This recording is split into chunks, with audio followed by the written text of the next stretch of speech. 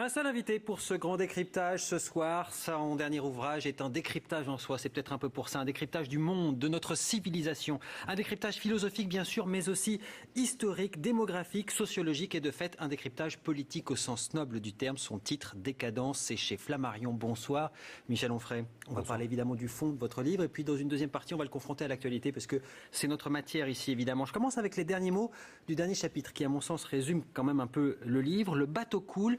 Il nous reste à sombrer avec élégance. Je vois que ça vous fait sourire. Je précise pour nos téléspectateurs, ce n'est pas du pessimisme de votre part. Vous le dites, ce sont des faits que vous énoncez. Et pour vous, c'est un fait. On est entré dans une période de décadence qui annonce la fin de la civilisation occidentale. Ça vous paraît inéluctable ? Oui. C'est-à-dire que quand je regarde vos journaux télévisés, je suis persuadé qu'effectivement, on s'en va vers la fin. Vous fêtes un travail de journaliste, c'est-à-dire vous pensez l'actualité, vous présentez l'actualité, et puis les chaînes d'information continuent, changent d'actualité, évidemment, un clou chasse l'autre. Et je voulais faire un travail de philosophe sur l'actualité. C'est-à-dire que quand on nous dit, alors le terrorisme, vous êtes pour, vous êtes contre, bien évidemment, il y a des méchants et puis il y a des bons. Et on ne peut pas penser de cette manière-là quand on est philosophe. On fait un travail de généalogiste, on dit, mais d'où ça vient ? D'où ça vient le terrorisme ? Qu'est-ce qui se fait que... Et donc, j'ai voulu présenter notre époque, dont vous présentez le détail dans chacun de vos journaux, dans une longue durée, mais dans une vraie longue durée. C'est-à-dire quand Fernand Braudel invente ce concept... Du temps long.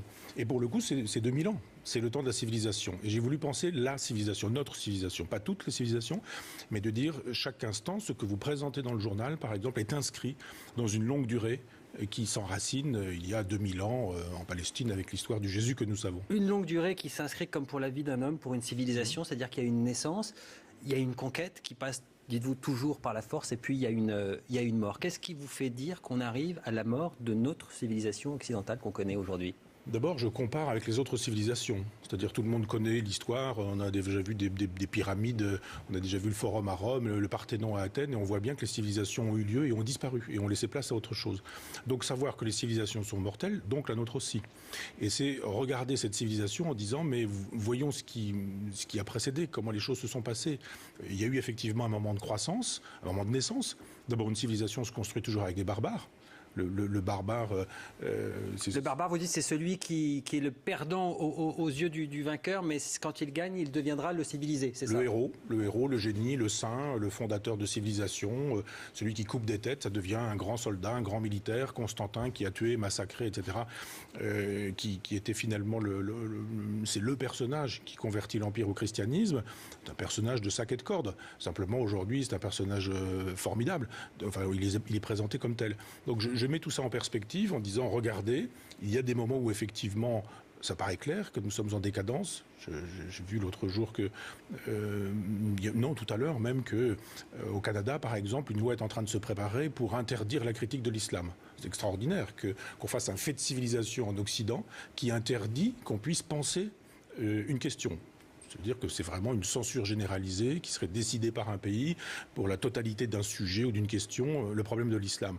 Donc effectivement, quand les civilisations sont en grande santé, elles débattent, elles discutent, elles autorisent la confrontation des propositions. J'ai vu aussi que l'autre jour, on punissait des enfants qui avaient fait des bêtises dans une école. En justice, ils avaient écrit, je crois, des choses, des textes racistes sur des murs, et la punition, c'était de lire des livres.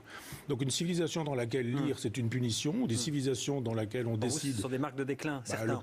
L'Occident est fini, quoi. Si elle n'a plus que ce genre de propositions à faire, effectivement, l'Occident, c'est terminé. Alors, en lisant votre livre, certains risquent peut-être d'être un peu... d'avoir le spleen à la sortie, parce que vous ne laissez pas beaucoup de portes de sortie. Finalement, on a le sentiment qu'il y a le destin.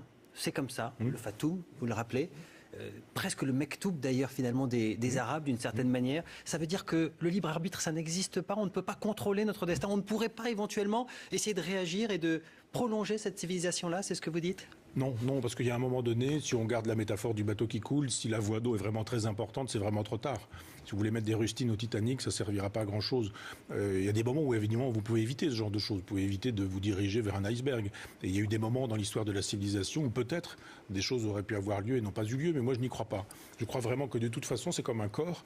On a beau vouloir ne pas vieillir, on a beau vouloir ne pas mourir. C'est inéluctable. Il y a un moment où on vieillit, et il y a un moment où on meurt, et il y a un moment où on laisse la place. Et c'est la même chose pour les civilisations. Il faut juste juste le savoir et pas désespérer. Il ne faut pas pleurer, il ne faut pas se jeter du sable sur les cheveux ou de la terre en poussant des cris, en disant ça ne doit pas avoir lieu. Si tout ce qui naît, vit, croît, meurt et disparaît, ça marche pour les fleurs, ça marche pour les gens, ça marche pour les civilisations. Et vous dites c'est comme ça, vous refusez le jugement. Alors c'est une autre question qui se pose en lisant votre livre.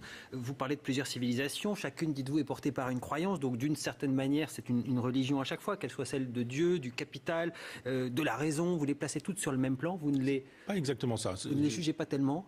Non, parce que je pense que les civilisations sont constituées sur des textes religieux et sacrés.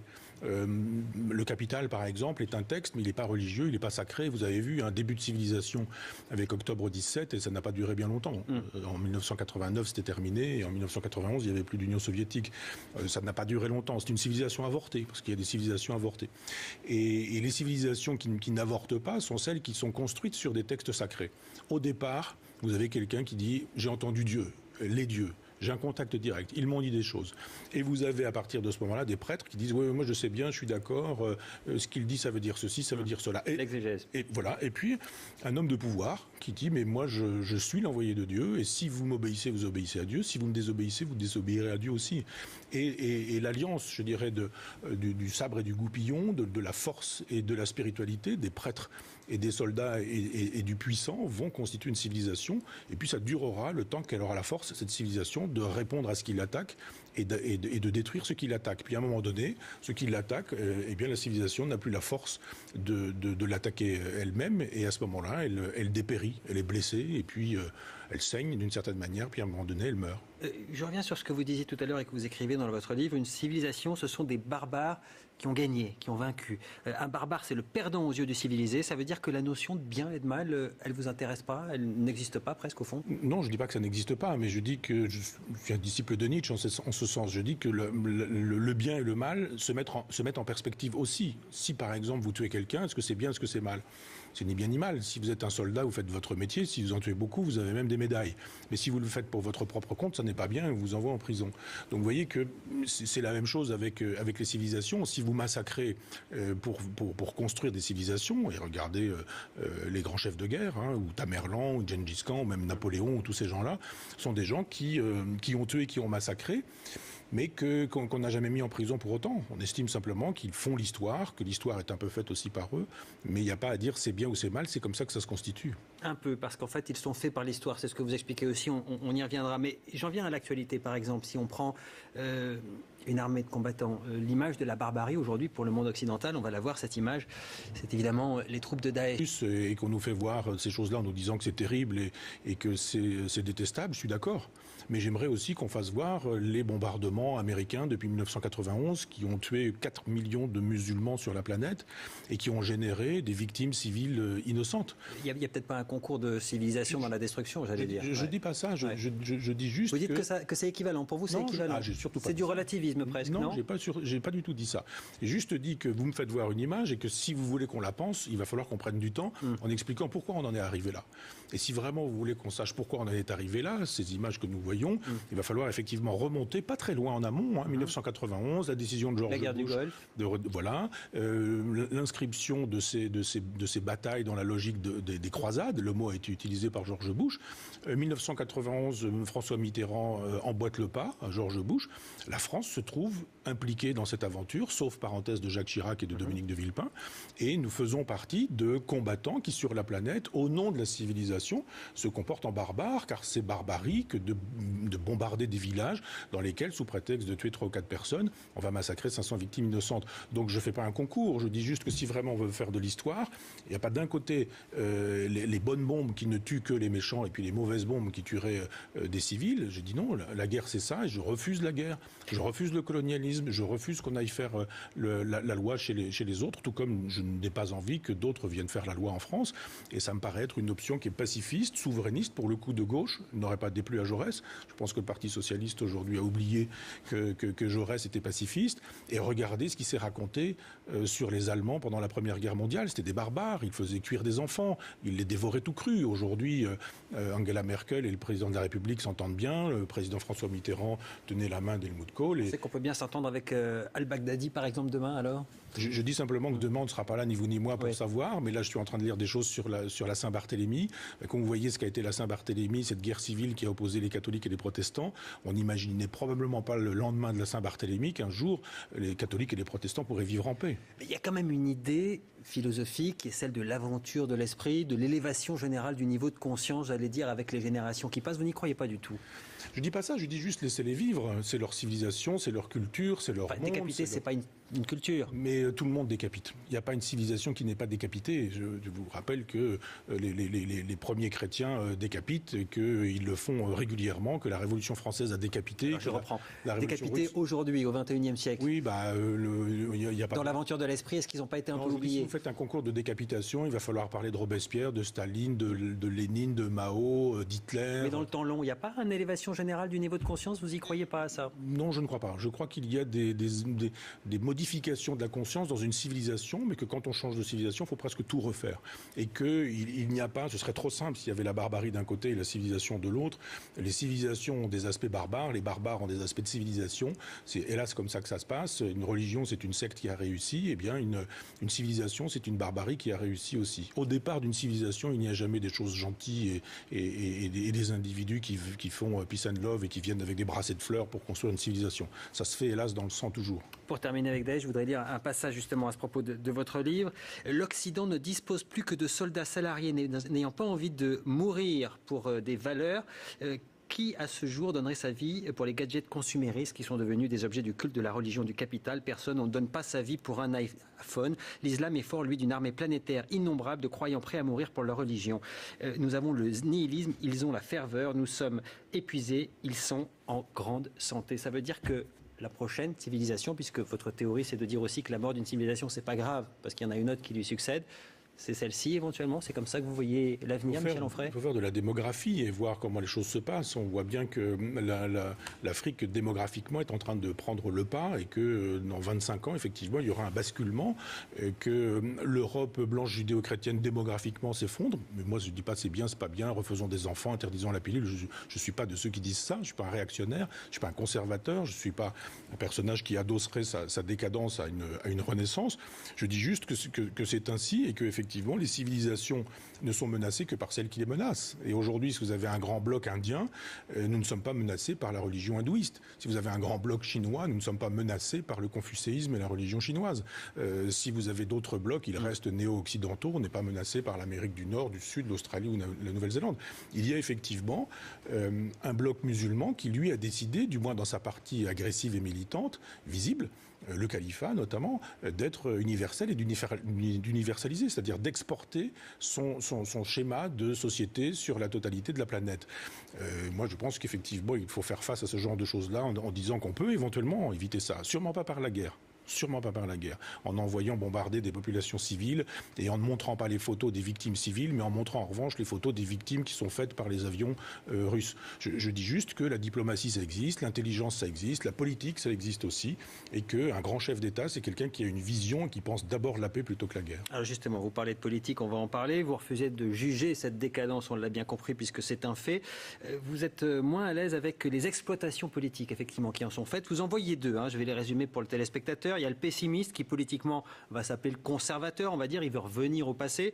Et puis il y a l'optimiste qui politiquement va s'appeler le progressiste et qui lui veut s'appuyer sur l'avenir pour mieux vivre le présent. Vous écrivez, l'un promet le paradis avec le progrès, l'autre avec le regret. Jeu de mots, on peut l'entendre avec un T, en l'occurrence c'est avec un S, c'est aussi une régression. Pourquoi est-ce que vous jugez que ces deux voies-là, ce sont des impasses? Au fond, c'est le but même de la politique, de pouvoir changer les choses et le cours des choses et peut-être améliorer la condition des hommes. C'est le but de la politique, mais j'ai l'âge qui me permet aujourd'hui d'avoir un peu d'expérience. Et de penser que c'est une illusion? Voilà, c'est-à-dire qu'à 20 ans, on peut le penser. Si moi je viens d'avoir 58 ans, j'ai assez d'expérience pour avoir vu comment les choses fonctionnent. Il n'y a pas que des gens de mauvaise foi au pouvoir. Ce ne sont pas des gens qui trahissent simplement pour le plaisir de trahir. Ce sont juste des gens qui font la démonstration que le réel résiste, que le réel n'obéit pas à leurs injonctions. Et on le voit bien aujourd'hui, la course à la présidentielle, demain on rase gratis, tout le monde rase gratis. Simplement, quand ces gens-là sont en face du réel, on s'aperçoit qu'ils ne peuvent pas faire grand-chose. Donc, ou on pense qu'ils sont systématiquement pervers, nos grands chefs d'État, et qu'une fois qu'ils sont arrivés, ils ont pris un malin plaisir à ne pas faire ce qu'ils avaient promis, ou alors on pense, comme moi, qu'ils sont déniaisés par le réel. et qu'ils découvrent effectivement que les grandes idées, tout ça est formidable, mais que la réalité, ça se manipule pas comme ça, ça se bricole pas comme ça. Donc je vois effectivement des gens qui ont trahi sans cesse. Et pourquoi ont-ils trahi? Sûrement pas par goût de la trahison, mais par impuissance. Il y a de l'impuissance. Je vous garantis que, invitez-moi dans 6 mois, mais vous allez voir, on va changer de président de la République, et que dans 6 mois, rien n'aura changé, que peut-être même ça aura empiré. Vous dénoncez l'avènement du nihilisme. Est-ce que c'est pas un peu un discours qui participe à l'avènement de ce nihilisme-là, justement, le discours que vous tenez là?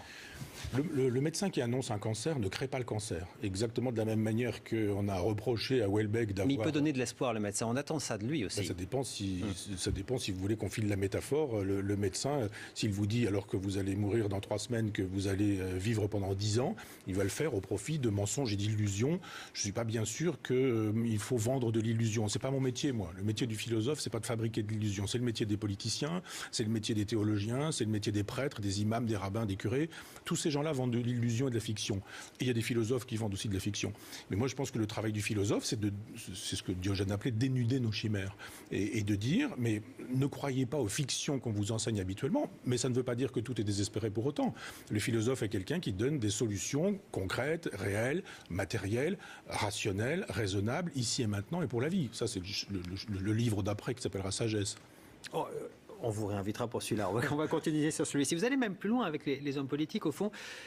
Quand on vous lit, on a le sentiment que pour vous, il y a une structure absolue qui existe avec des grands archétypes et que les politiques qu'on peut croiser dans l'histoire et dans l'histoire même de ces civilisations, les meneurs, les leaders, ils ne font finalement qu'occuper un masque qui a toujours existé, qui existera toujours. C'est ça votre idée? C'est-à-dire, si aujourd'hui, il y a besoin d'un homme providentiel, qu'importe lequel, il va arriver, il sera là, il prendra le masque parce que le besoin du moment est là. C'est ça votre idée profonde? Les hommes ne comptent pas, les hommes politiques ne comptent pas dans cette aventure? Moi, je ne crois pas à l'homme providentiel. Entendons-nous bien. Je crois simplement que les gens qui jouent un rôle dans l'histoire croient qu'ils font l'histoire alors que c'est l'histoire qui les fait. C'est-à-dire, vous pouvez dire un certain nombre de choses et puis les gens n'adhèrent pas. Et puis un jour, vous allez dire les mêmes choses et les gens vont adhérer. Il va se passer quoi? Il va se passer que ce que vous allez dire va rencontrer l'esprit d'une époque. Le Zeitgeist, disaient les Allemands, et Hegel, qui est à l'origine de cette théorie de la ruse de la raison. Et il nous dit c'est ruse de la raison quand les hommes politiques croient qu'ils font l'histoire. C'est l'histoire qui les porte. Trump, il arrive au pouvoir, il ne fait pas l'histoire. C'est simplement des gens qui, parce qu'ils auront produit la mondialisation, la violence, la brutalité, auront généré un ressentiment, que ce ressentiment va se trouver formulé et cristallisé par un personnage qui s'appelle Trump, qu'un jour, les gens vont se retrouver derrière Trump. Mais c'est comme ça que les choses se passent. Et si un jour Marine Le Pen devait arriver au pouvoir, on pourrait aussi en faire la généalogie en expliquant comment, dans le dernier quart de siècle, dans les derniers 25 ans, un certain nombre d'individus ont tout fait pour que ça ait lieu. Les libéraux, les gens qui ont vendu la gauche au libéralisme, qui ont trahi le socialisme depuis 1983, tous les gens qui nous disent que l'euro, l'Europe, c'est l'horizon indépassable, qui se moquent absolument de la misère et de la pauvreté, de la misère des miséreux et de la pauvreté des pauvres. Tous ces gens-là rendent possible quelque chose qui surgit un jour, mais si Marine Le Pen devait surgir, elle ne surgirait pas de nulle part. C'est l'histoire qui la fabrique et c'est pas elle qui fabrique l'histoire. Vous parlez de Marine Le Pen, vous parliez de Donald Trump. On va en reparler justement juste après la pause. Quelles sont d'ailleurs, les figures archétypales que vous poseriez sur un certain nombre de visages que je vais vous soumettre? On va voir ça juste après la pause. À tout de suite. Deuxième partie, toujours avec Michel Onfray. On a parlé de votre livre, une grille de compréhension d'une certaine manière du monde et de la décadence de notre civilisation. C'est ce que vous dites. On va essayer d'appliquer cette grille maintenant à des images d'actualité du jour. Marine Le Pen, aujourd'hui, qui a fait le buzz au Liban en refusant de porter le voile, le foulard pour rencontrer le grand moufti. Pourtant, c'est le protocole quand on rencontre le grand moufti. Écoutez. La plus haute autorité sunnite du monde n'a pas eu cette exigence, par conséquent, je n'ai aucune raison de... Mais c'est pas grave, je transmettrai au grand moufti ma considération, mais je ne voilà. Votre regard sur cette séquence? Le problème, c'est que ça fait des années qu'on accable Marine Le Pen de tous les maux. Et que le jour où on devrait pouvoir l'accabler vraiment, on ne peut plus le faire. Vous savez, c'est l'histoire du au loup, le jour où les amis du berger arrivent, le loup a mangé le berger. Là, c'est exactement la même chose parce qu'on devrait pouvoir dire qu'elle est islamophobe. Sauf que comme c'est une insulte islamophobe, aujourd'hui, on ne peut plus s'en servir. Parce que Marine Le Pen veut qu'en France, on respecte les règles françaises. Elle a raison. Mais au Liban, on respecte les règles libanaises. Et quand on est français et qu'on est là-bas, on doit respecter l'ordre de l'hospitalité. Moi, j'ai fait le tour de la planète dans des endroits où, en Libye, à l'époque de Kadhafi, filles en Turquie, au Maroc, etc., je suis rentré dans des mosquées, j'ai enlevé mes chaussures. Et quand je vais au mur des lamentations, ou je vais dans la synagogue à Venise, par exemple, je mets une kippa. Et quand je vais enterrer un copain ou marier un copain à l'église, je me lève et je m'assieds en même temps que le rite. Et je suis athée. Je pense simplement que quand on rencontre le grand moufti de Beyrouth, ça fait partie du jeu, on se voile, eh bien on se voile et on n'est pas ici dans une espèce de résistance à je ne sais quelle islamisation de la France. On voit bien que c'est une perspective de politique politicienne. On lui a fait savoir qu'il faudrait le voile. Elle peut dire je n'irai pas ou je ne le porterai pas, mais elle veut ce genre d'incident parce qu'il lui faut aller chercher du côté de sa droite extrême dans son parti. Elle se sert de politique étrangère et je me dis, on voit bien qu'elle est incapable de faire de la diplomatie. Elle fait la diplomatie de Trump. En fait, c'est la diplomatie du bulldozer. Autre image d'actualité, Emmanuel Macron, un autre candidat en campagne, lui, il a choisi Londres. Il a rencontré Theresa May aujourd'hui, la première ministre britannique, pour parler d'Europe. Londres, c'est évidemment aussi le symbole de la vie, dans la vie politique et dans l'imaginaire de l'homme providentiel. Votre regard sur cette image-là? C'est une image, Macron, il ne joue que de ça. D'ailleurs, il n'a pas de programme. Son vrai programme, il a un passé qui est déjà un passif. Il est allé, pendant 5 ans, il a travaillé auprès de François Hollande, il lui a donné des conseils, il a été son ministre. Donc on sait ce qu'il a proposé. Il ubérise.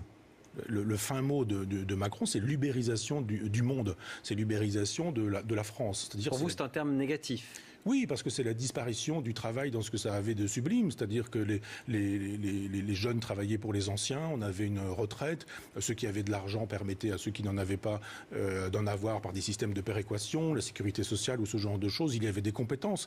Il y avait des compétences pour être chauffeur de taxi, il y avait des compétences pour être hôtelier. Aujourd'hui, il suffit d'avoir un lit à prêter ou à louer, et puis une voiture et un GPS pour être chauffeur de taxi.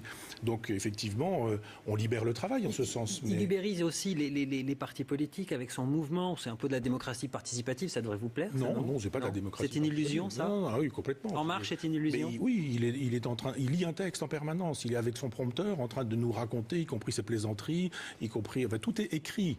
Donc il va voir un secteur, alors il y a le segment des homosexuels qu'on défend, puis le lendemain on estime que ceux qui n'étaient pas pour les homosexuels, il faut les défendre aussi, puis la guerre d'Algérie c'était un crime contre l'humanité, puis jadis le colonialisme c'était un élément de civilisation, donc il va chercher dans tous les segments, dans tous les secteurs, mais à vouloir tout on n'a rien. Donc on voit bien que le personnage n'a pas de programme, il nous dit d'ailleurs qu'en politique on n'a plus besoin de programme et que ce qui compte c'est une mystique. Sous-entendu c'est moi. Il peut donc sans craindre le ridicule dire je vous ai compris. Les partis n'ont pas bonne presse et la presse n'est pas non plus un bon parti quand on veut se faire élire. Alors Benoît Hamon l'a semble-t-il compris. Il est en ce moment même en train de faire ce qu'il appelle une agora live. Il s'adresse directement au peuple, alors au peuple en l'occurrence 500 personnes dans cette salle qui sont tirées au sort pour lui poser des questions. Son équipe nous explique que c'est un retour à la démocratie athénienne. Qu'est-ce que vous en pensez ? Dans une fiction, la démocratie athénienne, ça fonctionnait pas comme ça. D'abord, la moitié des Athéniens étaient des femmes et les femmes n'étaient pas des citoyennes. Donc c'est déjà 50% des gens qui sont concernés. Dans ces 50%, il faut faire sauter ce qu'on appelait les métèques, c'est-à-dire les étrangers domiciliés à Athènes. Ensuite, vous ne pouviez pas, si vous étiez domestique ou enfant de domestique, être citoyen. Donc on est citoyen quand on est vraiment faisait partie d'une petite élite de la société athénienne. Bon alors on a compris le tacle, ils ne savent pas de quoi ils parlent. Très bien. Maintenant peut-être sur le fond, de manière un peu plus générale, ce genre d'exercice-là des candidats aujourd'hui, ça semble devenu un incontournable. On a vu Jean-Luc Mélenchon qui faisait ses live tweets, qui faisait sur YouTube ses 5 heures de programme financier. Là, c'est Benoît Hamon ce soir. C'est pas exactement la même chose. Moi, je pense que quelqu'un qui veut gouverner la France devrait avoir un programme. On n'a pas besoin d'aller chercher les gens en disant qu'est-ce que vous voulez que je fasse. Cette fausse démocratie participative, c'est vraiment la démocratie démagogique où on fait semblant on est au milieu des gens, dites-moi ce que vous voudriez, dites-moi. Non, normalement, les cahiers de doléances, on n'en a pas besoin parce que si on a fait métier de politique, on doit être au courant de ce dont a besoin la France. Donc ça me paraît un peu inutile, mais ce qu'il fait me paraît plus intéressant du côté de l'union de la gauche, parce que je pense qu'effectivement, il y a une gauche idéale, robespierriste, libérale, etc.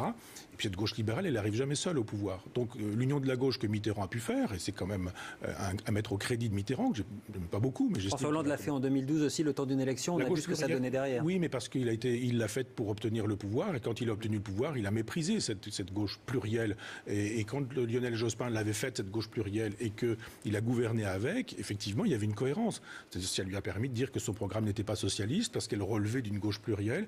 Et je pense que il est intéressant, Hamon, dans sa proposition d'unir les gauches, mais on voit bien que ça ne marchera ni avec Macron ni avec Mélenchon. Vous parlez des nouvelles technologies comme un nouveau veau d'or, c'est ce que vous écrivez aussi dans votre livre. Dites-moi ce que vous pensez de cette séquence. Et maintenant, à Paris. Le fameux hologramme de Jean-Luc Mélenchon, une première mondiale, ça vous a fait fou sourire, ça vous a fait pleurer, enfin j'allais dire intérieurement? 2 pour le prix d'un, comme si ça ne suffisait pas. Écoutez, j'ai trouvé que c'était du gadget, mais je trouve plus intéressant d'inquiéter Mélenchon sur le fond plutôt que sur la forme. C'est de la forme de communication, mais qu'on en soit toujours à faire de la Révolution française version jacobine et robespierriste un modèle, ça me désespère, parce que moi je souscris aux analyses de Mélenchon, je souscris à nombre de ses propositions, beaucoup plus qu'à Benoît Hamon. Mais pourquoi Dieu a-t-il besoin d'aller chercher ces références de ce côté-là, c'est-à-dire du côté de la guillotine, du côté de la terreur? Ça m'inquiète, ça m'inquiète parce que ça s'ajoute à la célébration de Castro, à la célébration de Chavez, d'Ahmadinejad qui à l'époque pilotait l'Iran et voulait rayer Israël de la carte. Enfin, je me dis, mais pourquoi cet homme n'est-il pas capable de calmer ses propres passions pour utiliser ses talents? C'est un tribun extraordinaire, il a le sens de la répartie pour fabriquer vraiment une union de la gauche. Il aurait voulu cette union de la gauche, il l'aurait probablement obtenue. Mais ça se fait en amont, ça se fait pas en disant je démarre tout seul et qui même me suivent et je ferai l'union avec les gens qui viendront derrière moi, derrière mon programme. Non, on défend un programme, puis il y a un moment donné où on se dit il faut un programme de gouvernement, pas un programme idéologique, parce que ça chacun ira dans son coin et c'est François Fillon qui sera élu. Ou alors effectivement il y a une gauche de programme où on se dit bon, on a défendu nos idées, maintenant on va y aller avec des idées qui ne seront pas forcément les mêmes. Moi je renonce à ceci, toi tu renonces à cela, et puis on a un plan de travail qui permet ensuite de gouverner et d'avoir l'assentiment des gens. Cette élection présidentielle, rapidement, il nous reste 2 minutes, j'ai une autre image à vous proposer. Cette élection présidentielle, tout le monde la vit comme quelque chose finalement une première. Voilà. Tout le monde dit on ne sait pas ce qui va se passer, c'est la première fois qu'on vit les choses comme ça. Les candidats eux-mêmes se confient de cette manière-là. Vous y voyez justement le signe de cette décadence dont vous parlez dans votre livre. Pour vous, c'est un moment important de cette fin de cycle? Oui, je suis en train d'écrire la chronique de cette campagne. Ça devient un gros livre et je suis sidéré d'avoir à peu près tous les jours matière à écrire des petits textes un peu dans l'esprit voltairien, parce qu'effectivement, entre les fictions, les mensonges, les reniements, ce qu'on découvre sur chacun, enfin on se dit mais l'essentiel n'y est pas. L'essentiel c'est quoi dans cette campagne? C'est de savoir si on veut recouvrer la souveraineté ou pas, si on pense que le libéralisme est l'horizon indépassable ou non, si on a des vraies propositions à faire qui vont dans le sens de l'histoire en disant il y a l'histoire, il faut une vision. C'est pas de dire alors qu'est-ce qu'on fait avec les fonctionnaires? On en supprime combien? Non, moi j'en rajoute. Parce que c'est ça en fait, la proposition c'est ça. Voulez-vous des fonctionnaires? N'en voulez-vous plus? Si vous en voulez combien? Si vous n'en voulez plus, combien on en supprime? Est-ce que c'est ça une présidentielle? Vous écoutez Michel Onfray, vous avez des velléités pour vous présenter un jour? On me l'a proposé, on me l'a demandé. Je vais faire un livre qui est une proposition, une contribution. Vous l'imaginez? Non, mais il est écrit, il paraît dans 15 jours. Mais non, pas d'y aller, mais de rendre le pouvoir aux gens. Moi, je suis pour un communalisme libertaire, je suis pour des parlements régionaux, je suis pour le fait que les citoyens fassent de la politique. La politique ne doit pas être confisquée par les politiciens professionnels, mais par des gens qui sont compétents là où ils sont. Et ça, pour le coup, j'y crois. Vous voyez que je ne suis pas un tragique total. Bien que vous ayez pris ce masque tragique dans ce livre, mais je crois que c'était aussi une position volontaire. Une toute dernière image, on quitte un peu la France, on prend un peu de hauteur. Les 2 hommes qui inquiètent le monde en ce moment, Donald Trump, Vladimir Poutine, c'est quoi? C'est ce que vous appelez le retour de la force brutale? C'est quoi? Ça exprime quoi selon vous? On ne fait pas de la politique avec des gentils. Et les gens qui paraissent gentils sont des méchants qui se cachent. Donc il faut arrêter. Hillary Clinton. Pensez à qui? Hillary Clinton ou d'autres. Je veux dire qu'on n'avait pas le choix entre le bien et le mal, entre une gentille et un méchant. On a loupé Poutine. On a loupé parce qu'effectivement, il a fait une proposition pour une Europe qui n'aurait pour le coup pas été une Europe libérale. On l'a refusé. On l'a insulté d'une certaine manière. On l'a insulté avec ces histoires de bateaux qu'on lui a vendus sans lui vendre. On l'a insulté quand le président de la République n'est pas allé inaugurer cet édifice orthodoxe qui vient d'être construit à Paris. On n'insulte pas impunément les peuples. On peut insulter comme ça localement Poutine en ayant l'impression que puisque le lendemain on passera pour un cador à la une de Libération ou du Monde, on est un grand homme, mais on passe juste à côté d'un peuple. Et c'est la même chose avec Trump. c'est un va de la gueule. C'est quelqu'un qui est milliardaire. Donc il faut voir le réel, pas ce que les gens racontent. C'est quoi le réel? C'est un milliardaire qui va gérer pour les milliardaires en faveur des milliardaires. Il a juste séduit des gens qui vont découvrir qu'effectivement ils ont été trompés. Ça prendra le temps que ça prendra. Merci Michel Onfray de vous être prêté au jeu ce soir de ce grand décryptage. Je rappelle votre ouvrage Décadence, c'est chez Flammarion. Merci à vous.